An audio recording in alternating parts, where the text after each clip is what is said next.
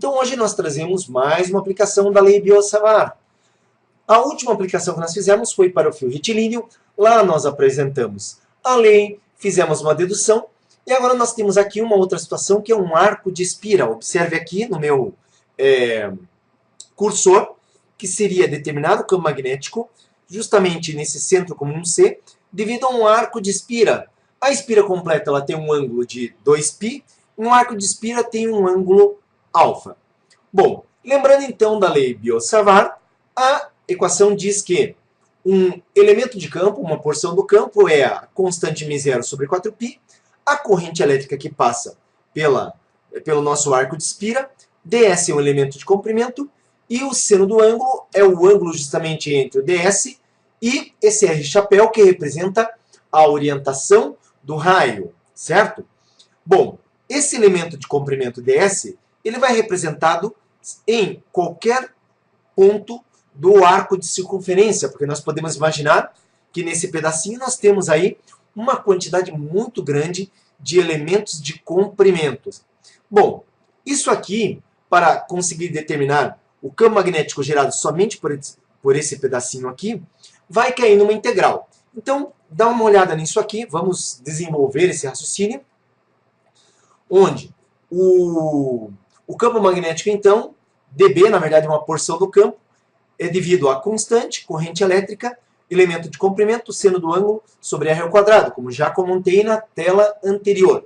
Bom, aqui, então, observe, vamos dar uma olhadinha nesse seno do ângulo, onde nós temos aqui o raio representado por um vetor que logo contém a direção e o sentido desse raio, e nós temos exatamente nesse ponto, então, o nosso vetor ds.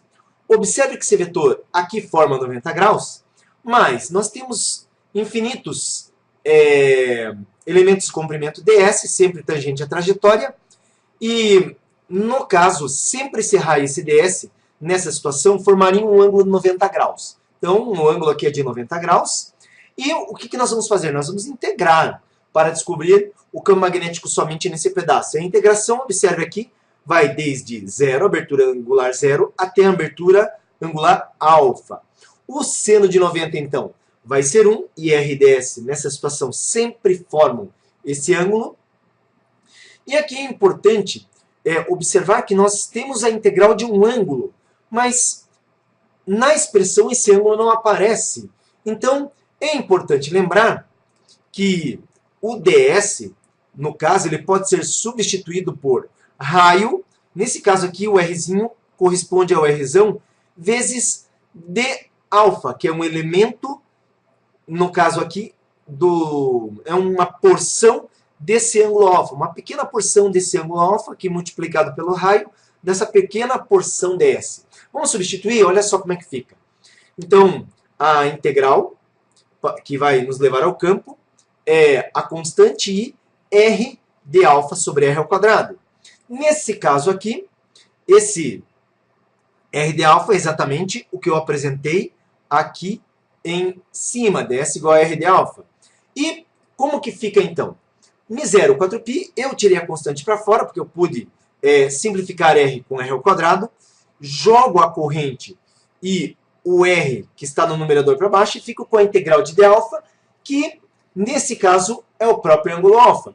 E nós temos aqui uma fórmula que serve para calcular o campo magnético em qualquer arco de circunferência, porque agora observe que nós ficamos na dependência de saber quanto que vale o arco. Vamos fazer uma aplicação agora. A espira 1 possui um raio de 100 centímetros e a espira 2 tem um raio de 60 centímetros.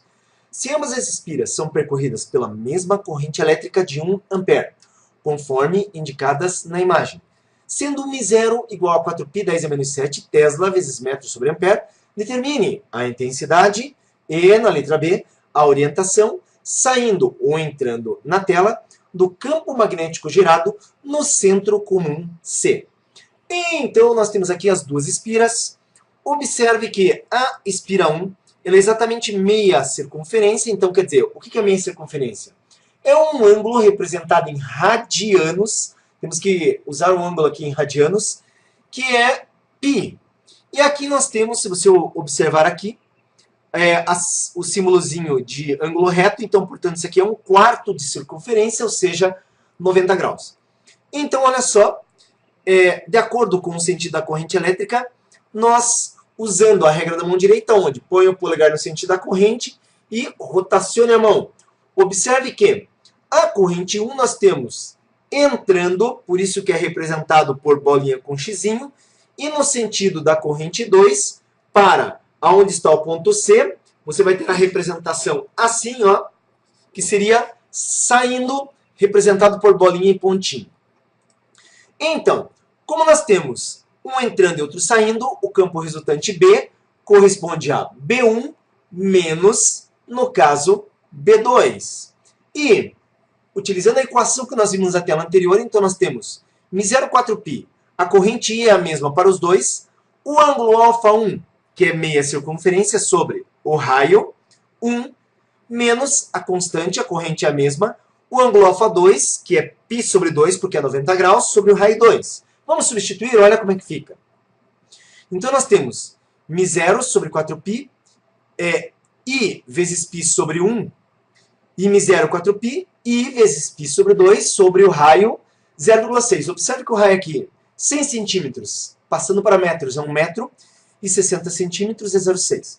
Vou colocar em evidência o μ0, o I, o 4π, o 1, certo? E inclusive o π. E nesse caso, o que nós temos? μ0 sobre 4π, I vezes π. E aqui eu tenho 1 menos, o 2 passa multiplicando 0,6, 1 menos 1,2. Quanto que dá essa conta? Fazendo essa conta, 1 menos 1 divididos por 1,2, nós temos 0,17.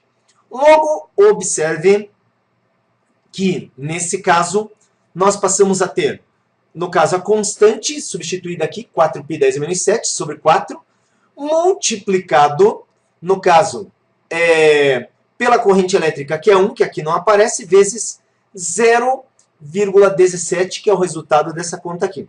Com isso, simplificamos 4, multiplicamos π por 0,17, e nós chegamos, então, ao resultado de 0,52 vezes 10 a menos 7 Tesla. Eu te convido para assistir a nossa outra aula que eu fiz recentemente, que fala a respeito dessa lei Biot-Savart também, para resolver campo magnético, que para quem cursa engenharia é uma lei muito importante e que facilita bastante a resolução dos problemas de determinação de campo magnético. Muito bom ver você por aqui. Até a próxima! Você precisa aprender física? Então veja como essa tarefa pode ser muito fácil. Acesse no seu computador, smartphone ou tablet www.physicalbox.com.br. Lá você vai encontrar vários assuntos para estudar. Escolha um assunto. Dentro de um assunto, observe que nós temos vários conteúdos. Escolha um conteúdo para resolver questões online. Escolha uma alternativa. Verifique a resposta. Legal! Essa questão você acertou.